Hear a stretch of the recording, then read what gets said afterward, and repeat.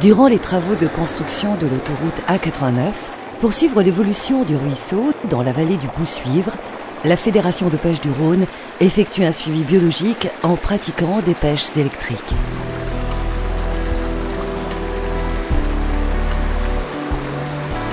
Celles-ci sont réalisées chaque année au mois d'octobre sur 9 km à 3 endroits différents. La première et la seconde en partie aval et médiane du chantier et la troisième en partie amont de celui-ci. Chaque station de pêche mesure entre 50 et 80 mètres. Elle est déterminée par la taille et les faciès du ruisseau. En faisant passer du courant électrique entre deux bornes, une anode et une cathode, comme sur une pile, on crée un champ électrique qui tétanise légèrement le poisson. Entraîné par le courant, il est alors facile de le récupérer dans une épuisette.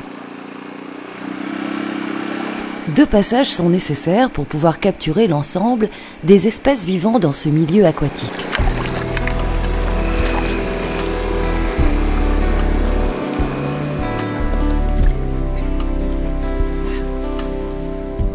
Le filet, je lâche. Chaque espèce est identifiée, mesurée et pesée 110. avant d'être relâchée dans le cours d'eau. Okay. C'est bon. On y trouve principalement de la truite, du chabot et la fameuse écrevisse à pied blanc. Près de la première photo sous l'eau. Plus l'eau, elle est bien faite. On maintient le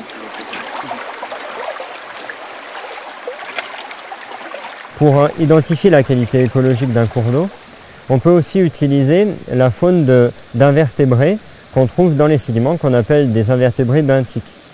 Donc ces invertébrés, ils ont été classés en différentes catégories en fonction de leur sensibilité aux pollutions, qu'on appelle des groupes indicateurs. Il y a 9 groupes indicateurs, donc du groupe 1 au groupe 9, et plus une larve d'insecte est sensible à la pollution, plus son niveau de groupe indicateur est élevé. Et dans le cadre des campagnes de pêche électrique qui ont été réalisées sur le Boussuivre, on a pu, au hasard des coups d'épuisette, capturer ces larves-là, notamment des larves de perlidés, donc qui indiquent la bonne qualité physico-chimique des eaux.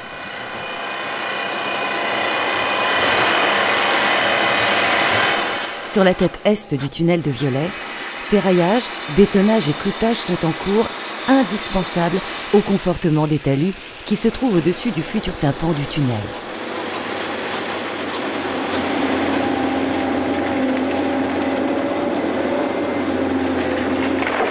Les travaux de terrassement de la plateforme autoroutière qui mène à la tête du tunnel se poursuivent. Les tirs de mine sont journaliers.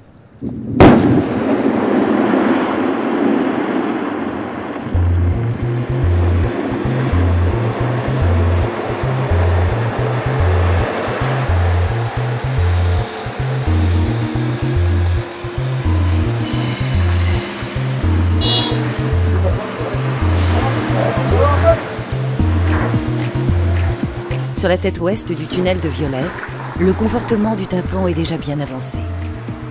Là aussi, les opérations sont répétitives. Ferraillage, bétonnage et cloutage se succèdent au fur et à mesure de son avancement.